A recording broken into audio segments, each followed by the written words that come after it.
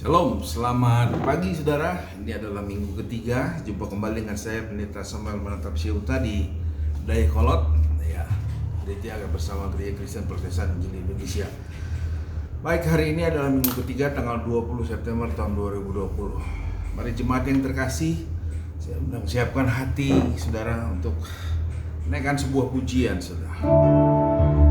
Kita ucapkan pada Tuhan selamat pagi Bapa terkasih.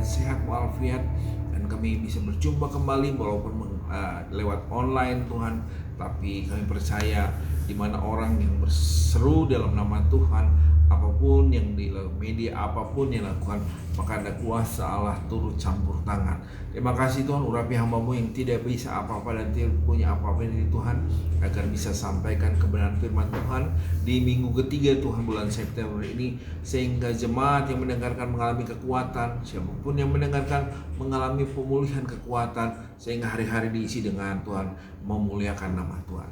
Pujilah nama-Mu Tuhan, dalam nama Yesus. Mari semua yang percaya dan siap mendengarkan firman Allah katakan amin. Baik. Shalom saudara, selamat pagi. Jumpa kembali dengan saya Pendeta Samuel Manantap Syeuta di Dayakolot. Ya, minggu yang lalu saudara kita sudah belajar tentang hati Bapa. Kenapa kita harus belajar hati Bapa? Karena saudara kita harus sempurna sama seperti Bapa di surga. Dia punya kasih tanpa syarat, saudara. Kenapa kita harus memiliki hati Bapa? Saya akan tambahkan sedikit, lihat Malaki 4 ayat 5 dan 6, saudara. Ya. Malaki 4 minggu yang lalu hati Bapa, saudara, ayat 5 dan 6 berkata begini. Malaki 4 ayat 5 dan 6. Dikatakan begini, sesungguhnya aku akan mengutus Nabi Elia, ayat 5, kepadamu menjelang datangnya hari Tuhan yang besar dan dahsyat itu, ayat 6. Maka ia akan membuat hati bapak-bapak berbalik kepada anak-anaknya dan hati anak-anak berbalik kepada bapak-bapaknya, supaya jangan aku datang memukul bumi sehingga musnah. Demikian saudara firman Tuhan. Kenapa kita harus berbalik kepada bapak kepada anak-anaknya dan anak kepada bapaknya? Karena kalau tidak berbalik, saudara, firman Allah berkata Malaki 4 ayat 5 dan 6 berkata bahwa Allah akan datang memusnahkan bumi. Bumi siapa? Antara bapa dan anak akan dimusnahkan buminya, saudara. Ini firman Tuhan. Jadi memiliki hati Bapa penting sekali, saudara, untuk kita punya. Karena tanpa memiliki hati Bapa, kita tidak akan mengalami kesempurnaan di dalam Tuhan. Demikian minggu yang lalu. Nah, hari ini, saudara, kita akan buka sama-sama firman Tuhan. Ya, kita lanjutkan pelajaran. Karena setiap minggu kita masuk dalam pelajaran yang baru. Buka Lukas 16 ayat 10 sampai dengan 13, ya. Lukas 16 ayat 10 sampai dengan 13. Berkata demikian, saudara. Kalau saudara sudah ketemu, kita akan baca sama-sama Lukas 16 ayat 10 sampai dengan 13. Berkata begini, barang siapa setia dalam perkara-perkara kecil, ia setia juga dalam perkara-perkara besar. Barang siapa tidak benar dalam perkara-perkara kecil, ia tidak benar dalam perkara-perkara besar. Jadi, jikalau kamu tidak setia dalam hal mamon yang tidak jujur, siapakah yang akan mempercayakan kepadamu harta yang sesungguhnya? Dan jikalau kamu tidak setia dalam harta orang lain, siapakah yang akan menyerahkan hartamu sendiri kepadamu? Demikian firman Tuhan. Jadi saudara, hal kecil ini bicara tentang harta, tentang uang, tentang mamon, saudara. 1 Timotius 6 ayat 10 berkata begini, karena akar segala kejahatan ialah cinta uang, sebab oleh memburu uanglah beberapa orang telah menyimpang dari iman dan menyiksa dirinya dengan berbagai-bagai duka. Ya, kembali kepada tadi, saudara, setia dalam perkara kecil. Jadi uang itu adalah perkara kecil, saudara. Nah, perkara kecil pun, kalau saudara dan saya tidak bisa dipercaya, maka kita tidak akan mendapatkan perkara-perkara yang besar. Bahkan sini dikatakan ayat yang ke-12, dan jikalau kamu tidak setia dalam harta orang lain, siapakah yang akan menyerahkan hartamu sendiri kepadamu? Dulu saya nggak ngerti ayat ini, tapi ketika sekarang ngalaminya saya mengerti, saudara. Saya share kehidupan saja, saudara, sebetulnya. Jadi satu kali saya dipercaya pegang uang, saudara, cukup besar. Menurut ukuran saya cukup besar, saudara. Ya, sementara memang kehidupan kita butuh uang, amin. Saudara dan saya tentu butuh uang. Dan ini yang terjadi, saudara. Ketika saya disuruh percaya pegang dulu uang lah sebentar, ya, pegang uang sebentar, saya pegang sudah uang itu, saudara. Saya pegang, ya udah, saya bilang karena saya dipercaya pegang uang, ya sudah pegang. Nah, 1 rupiah pun, saudara, karena saya takut sekali, saya tidak mau sentuh sedikit pun juga. Padahal keluarga bilang pakai aja sedikit nggak apa-apa kan, pakai aja sedikit nggak apa-apa kan, nggak ini, nggak mengurangi sedikit pun ininya. Tapi saya bilang tidak, mungkin manusia tidak tahu, tetapi Tuhan tahu, amin. Nah, prinsip ini, saudara, saya praktekkan, dan akhirnya ketika uang itu diminta, saya kembalikan seutuhnya, saudara. Saya balikan seutuhnya. Dan mulai dari saat itu, saudara, orang itu percaya sama saya. Bukan karena sayanya apa-apa, tetapi apa yang dipercayakan saya tetap jaga dengan baik. Ya, seringkali dalam hal apapun saya kalau disuruh melakukan hal apapun juga, saudara, yang paling penting adalah kita harus setia menjaga harta orang lain.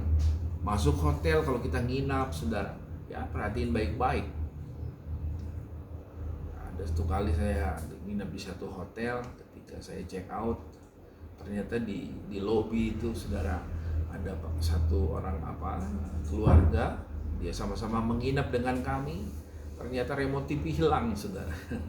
Remote TV hilang, ya, handuk hilang, dan semua hilang. Akhirnya dia kena denda saudara 1 juta, lumayan itu saudara. Dia bilang, wah ini sebenarnya semua sebenarnya nggak setia dalam perkara dikatakan, saya ingat firman Tuhan, ini perkara kecil, tapi inilah kehidupan saudara. Ya, contoh lagi apa saudara? Kalau kita kerja karyawan, jemaat yang terkasih perhatiin, kita kerja dari jam 8 sampai jam 4 sore, kita dibayar dalam waktu itu. Nah, jangan kita korting saudara. Kita mengkorting, kita telap, kita tidurlah di mana. Ya, itu ada tuayannya saudara. Ya, saya banyak melihat orang-orang yang begitu kerjanya malas, ya. Depan bos saja baik, ya, baik-baik, benar-benar sungguh-sungguh, padahal bosnya pergi, langsung dia pergi tidur lagi, dan akhirnya sekarang hidupnya sudah sangat susah sekali. Kenapa? Karena tidak setia dalam perkara yang kecil. Ya, perkara kecil itu uang, saudara. Makanya perhatiin baik-baik ayat yang ke-10 berkata, Barang siapa setia dalam perkara-perkara kecil, ia setia juga dalam perkara-perkara besar. Dan barang siapa tidak benar dalam perkara-perkara kecil, ia akan tidak benar juga dalam perkara-perkara besar. Ayat 11, jadi jikalau kamu tidak setia dalam hal mamon yang tidak jujur, siapakah yang akan mempercayakan harta kepadamu yang sesungguhnya? Sesungguhnya saudara, hari-hari ini orang sudah tidak jujur lagi, tidak setia saudara. Karena apa? Karena dia dibangun bukan di atas dasar kebenaran firman Tuhan. Ya, saudara masih ingat tentang 2 dasar. Yang satu tidak dibangun di atas batu, yang satu dibangun di atas pasir, yang satu di atas pasir. Yang di atas pasir itu kan hancur saudara. Kenapa? Karena kualitasnya tidak bagus. Saudara mengenalkan kekuatan sendiri, ya, tidak akan memiliki kesetiaan. Seperti yang ayat ke-12 yang paling banyak dirasakan adalah, dan jikalau kamu tidak setia dalam harta orang lain, siapakah yang akan menyerahkan hartamu sendiri kepadamu? Ya. Makanya apapun kalau orang lain percayakan pada kita untuk dijaga, jagalah dengan baik dan benar, dan jangan engkau pakai. Ya, jemaat yang terkasih, saya kasih tahu dengan baik, jangan dipakai. Kenapa? Karena kalau kita tidak setia dalam hal itu, maka hal apapun yang lebih besar daripada itu engkau tidak akan pernah mengalaminya. Karena apa? Karena engkau hal kecil aja engkau telah gagal, apalagi nanti dikasih hal yang besar. Ini kebenaran firman Tuhan, ya. Katakan tadi 1 Timotius 6 ayat 10, karena akar segala kejahatan ialah cinta uang. Sebab oleh memburu uang lah beberapa telah menyimpang dari iman, menyiksa dirinya dengan berbagai-bagai duka. Contoh, minggu misalnya kalau kita dulu waktu belum COVID, kita ibadah, ada banyak orang tidak pergi ke gereja, tidak beribadah karena memburu keuntungan, memburu uang. Ya, uang itu sumber segala kejahatan, saudara. Cinta uang adalah sumber segala kejahatan. Yang berikutnya adalah demi warisan, kita bisa sikut sana, sikut sini. Sudah pernah dengar ada suatu perusahaan ya di Bandung Selatan sih, perusahaan besar, adik kakak saling sikut sehingga menyebabkan kematian. Oleh karena apa? Cinta akan uang. Ya, apalagi demi jabatan, banyak yang terjadi. Ya, kalau sudah dengar berita demi jabatan, suap sana, suap sini, dan akhirnya saudara berujung di jeruji besi, saudara. Hal yang berikutnya lagi demi uang, rela jual kehormatan dan kejujuran. Banyak orang bisa dibeli kejujurannya dengan uang. Jadi hal kecil ini perhatikan dengan baik jemaat yang terkasih. Satu kali kalau engkau diberkati oleh Tuhan, ingat, kau harus setia dalam perkara yang kecil. Dan bagaimana engkau bisa diberkati kalau engkau tidak jujur dalam hal keuangan, harta, mamon, ya. Jadi sekali lagi saya kasih tahu, akar segala kejahatan adalah cinta akan uang. Hal berikutnya, saudara, itu yang pertama, kita baca di Lukas 16 ayat yang ke-13. Dikatakan begini, seorang hamba tidak dapat mengabdi kepada dua tuan, karena jika demikian ia akan membenci yang seorang dan mengasihi yang lain, atau ia akan setia kepada yang seorang dan tidak mengindahkan yang lain. Kamu tidak dapat mengabdi kepada Allah dan kepada Mamon. Ya, saudara, tidak bisa mengabdi kepada Allah dan Mamon berbarengan. Ini firman Tuhan. Firman Tuhan udah nasihatin, udah kasih tahu pada saudara dan saya bahwa kamu tidak bisa mengabdi kepada Tuhan. Makanya Matius 6 ayat 33 berkata, carilah dahulu kerajaan Allah. Urutannya perhatiin, kerajaan Allah dahulu, baru yang lain. Saudara bekerja boleh, silahkan, tapi saudara dahulukan dulu kerajaan Allah. Karena ketika saudara mencari dulu kerajaan Allah, saudara mempunyai Tuhan, yaitu Allah yang kita kenal dalam nama Yesus Kristus. Amin. Nah, kenapa ada orang banyak gagal, saudara? Karena yang pertama begini, ketika kita terima Yesus sebagai Tuhan dan Juru Selamat pribadi, kita tuh telah ditebus, sudah dibeli. Dan kita adalah milik Allah. Nah, banyak anak Tuhan yang tidak memiliki rasa seperti demikian. Lihat 1 Korintus 16 ayat 19 dan 20 berkata begini. Atau tidak tahukah kamu bahwa tubuhmu adalah bait Roh Kudus yang diam di dalam kamu, Roh Kudus yang kamu peroleh dari Allah, dan membawa kamu, dan bahwa kamu bukan milik kamu sendiri. Ya, saya ulang sekali lagi ayat 19. Atau tidak tahukah kamu bahwa tubuhmu adalah bait Roh Kudus yang diam di dalam kamu, Roh Kudus yang kamu peroleh dari Allah, dan bahwa kamu bukan milik kamu sendiri. 20 berkata, sebab kamu telah dibeli dan harganya telah lunas dibayar. Karena itu muliakanlah Allah dengan tubuhmu. Nah, banyak anak Tuhan yang tidak bisa, tidak punya rasa memiliki dan dimiliki. Jadi ketika kita telah dibayar lunas, kita udah terima Yesus sebagai Tuhan, kita sudah dibaptis. Makanya gereja mula-mula menganjurkan sekali, sudah dibaca kehidupan gereja mula-mula, Kisah Rasul, saudara. Kisah Rasul 2, 3. Lihat cara hidup gereja mula-mula. Mereka bertekun sehati. Jadi dampak dari pertobatan yang sungguh-sungguh adalah, saudara, ada kesungguhan hati untuk belajar. Karena kita tanpa belajar, saya kasih tahu, saudara tidak akan bisa mampu menghadapi kehidupan ini yang berat ini. Saudara butuh Tuhan. Dan hikmat yang datang dari sorga itu bisa mengalahkan, saudara, hikmat dari bumi. Dan saudara akan mengalami keberhasilan demi keberhasilan hanya karena satu, saudara, kerajaan Allah didahulukan. Kebenaran itu menghasilkan damai sejahtera. Damai sejahtera menghasilkan sukacita oleh Roh Kudus. Ini firman Tuhan, saudara. Jadi dikatakan, sebab kamu, ayat 20, telah dibeli, harganya telah lunas dibayar. Karena itu muliakan Allah dengan tubuhmu. Nah, banyak anak Tuhan yang gagal, tidak punya waktu untuk memuliakan Tuhan. Boro-boro bantu pekerjaan Tuhan, muliakan Tuhan dengan tubuhnya sendiri tidak mampu. Kapan, Pak? Ya setiap gereja butuh tenagamu, gereja butuh skillmu, gereja butuh suaramu untuk memuliakan nama Tuhan. Gereja butuh waktumu untuk melayani orang-orang yang datang. Ketika gereja butuh sudah apa segala sesuatu, perhatikan dengan baik. Ketika engkau perlakukan Tuhan dengan seperti sungguh-sungguh dengan baik, maka Allah tidak akan membiarkan hidupmu susah, saudara. Karena firman Tuhan, Yesus bilang, aku akan datang memberi dalam kelimpahan. Pencuri datang hanya untuk mencuri, membunuh, membinasakan. Sebaliknya, saudara. Nah, ini firman Tuhan. Jadi yang pertama tadi, saudara, ya, kalau engkau tidak setia dalam perkara yang kecil, yaitu uang, harta atau mamon, maka engkau tidak akan mengalami hal yang besar. Boro-boro hal besar, hal kecil aja engkau tidak mampu. Makanya banyak anak Tuhan yang agak, kenapa Tuhan kok saya susah terus nggak mengalami berkat dan kasih karunia Tuhan? Karena engkau tidak mengalami pertobatan dengan sungguh-sungguh.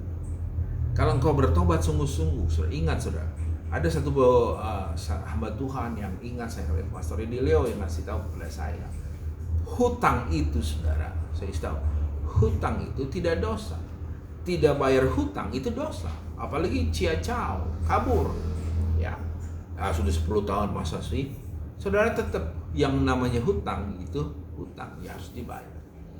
Makanya mengalami gagal panen terus. Kenapa? Apa yang ditabur itu yang dituai. Kalau engkau punya sawah, perhati satu petak sawah itu, ya, engkau tidak pernah tanamin, ya, berilah maka diberi.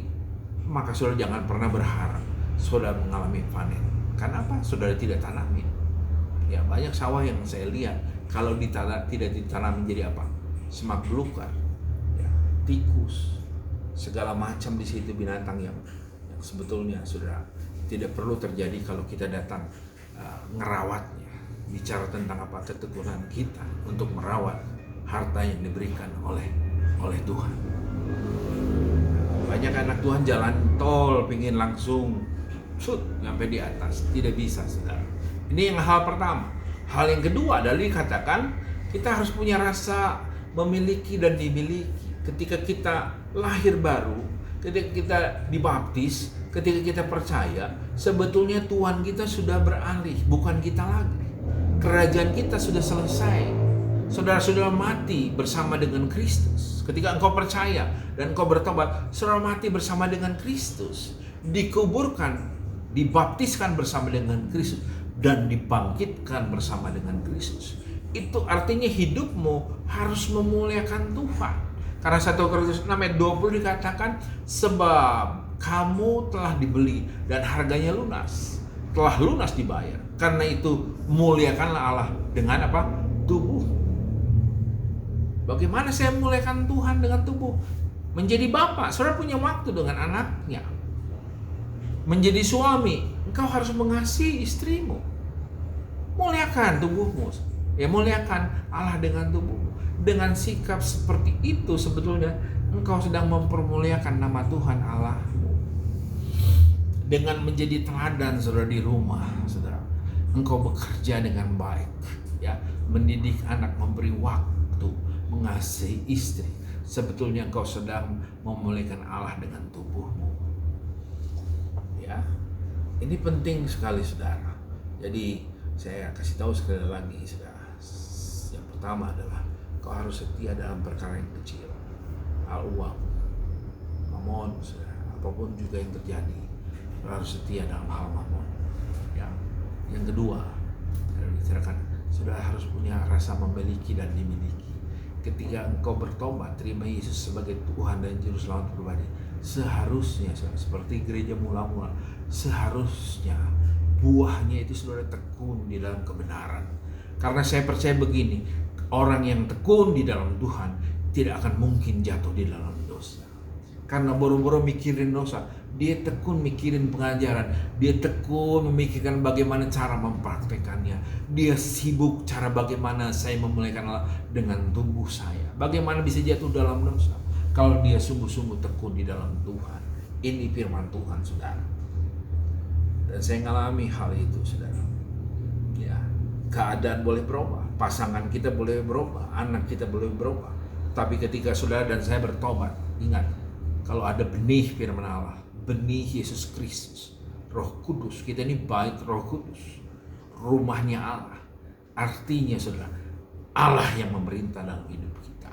Apapun yang terjadi, suasana, situasi boleh berubah, tetapi kalau Allah yang memerintah dalam hidup kita, muliakan Allah dengan tubuh. Dengan apa? Buahnya nampak saudara, ya, buahnya nampak. Saudara akan tekun, diajar saudara.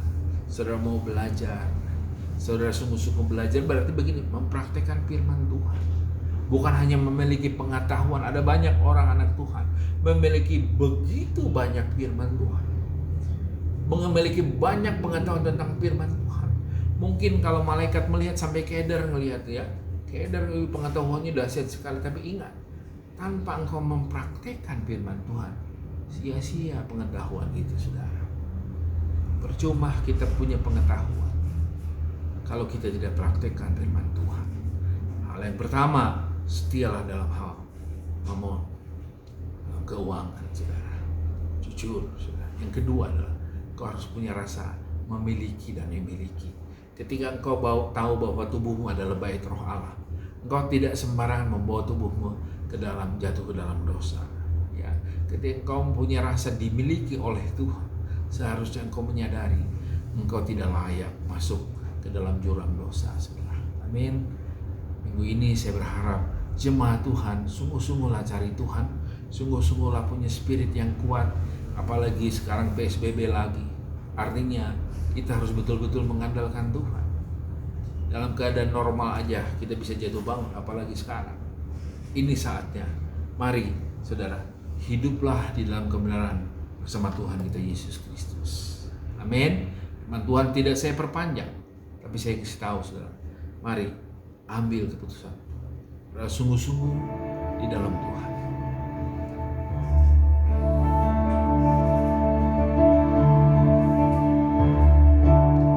Mari kita naikkan satu pujian saudara. Ku sembah Kau Tuhan, ku sembah Kau Tuhan, ku serahkan hidupku kepadamu untuk kemuliaan nama-Mu.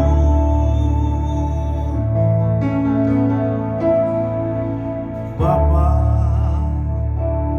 ku persembahkan tubuhku sebagai persembahan yang hidup, kudus, dan yang berkenan padamu, sebagai ibadah yang sejati. Ku sembah Kau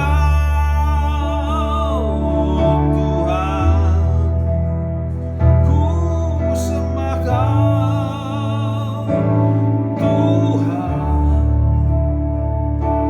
ku serahkan hidupku kepadamu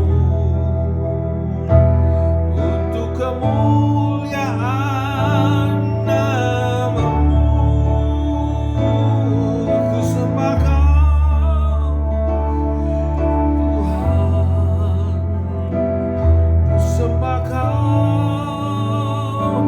Tuhan, ku serahkan hidupku kepadamu untuk kemuliaan nama-Mu. Bapak, kami bersyukur buat pagi hari ini. Firman Allah sudah dibagikan saudara yang terkasih. Mari saudara, pelihara firman Tuhan dalam hidup saudara. Biarkan saudara firman Tuhan bertahta dalam hidupmu. Hatimu harus dipenuhi ucapan syukur. Nah, pagi hari ini hamba berdoa buat setiap yang menyaksikan, terutama jemaat yang terkasih di GKP Ebenezer Daikol. Berdoa dalam nama Yesus. Kalau hari-hari seringkali kita gagal dalam usaha, kita gagal dalam pekerjaan, perhatikan ayat ini. Kau harus setia dalam perkara harta orang lain. Dalam harta mamon yang tidak jujur ini, saudara harus setia. Saudara harus betul-betul, saudara, kalau dipercayakan sesuatu, saudara pegang baik-baik. Kalau bekerja, sungguh-sungguhlah engkau bekerja. Jangan pakai tidur-tiduran, jangan pakai hal-hal yang tidak penting. Kalau waktunya bekerja, bekerjalah dengan sungguh-sungguh. Waktu istirahatlah dengan sungguh-sungguh. Sehingga saya percaya bahwa akan ada terjadi itu pemulihan dalam kehidupan keluarga. Dan kalau saat ini saudara tidak setia dengan harta orang lain, saudara hutang tidak dibayar, hari ini hamba berdoa, Tuhan, buat setiap jemaat yang terkasih, bertobatlah sehingga hari-harimu mengalami pemulihan dari Tuhan, saudara. Mari, yang kedua, engkau harus tahu bahwa tubuhmu bukan untuk bikin dosa lagi, bukan jadi pabrik dosa lagi. Engkau harus bertobat kalau engkau masih sering, Tuhan. Bersungguh-sungguh jemaat yang terkasih, mari bertobatlah dalam nama Yesus. Hari ini aku berdoa buat setiap jemaat yang menyaksikan, dalam nama Yesus, biarlah pemulihan terjadi. Dalam nama Yesus. Udah cukup, saudara. Terima kasih. Jamaah Tuhan, setiap jemaat Tuhan yang hadir, hamba-Mu terbatas berkata-kata menasihati, Tapi Allah Roh Kudus tidak terbatas. Kalau engkau percaya saudara, tidak ada yang mustahil buat Tuhan. Tidak ada kata terlambat untuk Tuhan. Tidak ada kata-kata yang istilahnya telat. Tapi inilah kebenaran firman Tuhan. Mari berdoa Tuhan, campur tangan setiap jemaat Tuhan. Muliakanlah Allah dengan tubuh. Muliakanlah Tuhan Allah dengan tubuh. Berdoa dalam nama Yesus Tuhan. Buat semua keluarga jemaat Tuhan, GKPI Tuhan. Keluarga Pak Simon, keluarga Andri, keluarga Joan Tuhan, keluarga Salawat Tuhan, yang kecil ini, dan jemaat yang lain yang belum kami sebutkan namanya, lawat dalam nama Yesus yang dalam pergumulan, mari pulihkan dalam nama Yesus Tuhan. Keluarga-keluarga yang menyaksikan Tuhan khotbah ini, berdoa memberkati dalam nama Yesus. Tidak ada yang mustahil buat Tuhan. Terpujilah namamu Tuhan, terpujilah bangsa negara kami Tuhan yang sedang mengalami COVID-19. Mari Tuhan, anak Tuhan berdoa dalam nama Yesus. Pulihkan, berkati pemimpin kami Tuhan, agar setiap keputusan yang dibuat menjadi Tuhan sukacita buat bangsa dan negara kami Tuhan, dan pemulihan buat bangsa negara kami. Terima kasih Tuhan, karena kami mengalami kasih karunia daripadamu. Dalam nama Yesus, mari semua yang percaya dan telah dipulihkan oleh Tuhan dan mau praktek firman Tuhan, katakan amin. Terima kasih saudara, selamat pagi, shalom.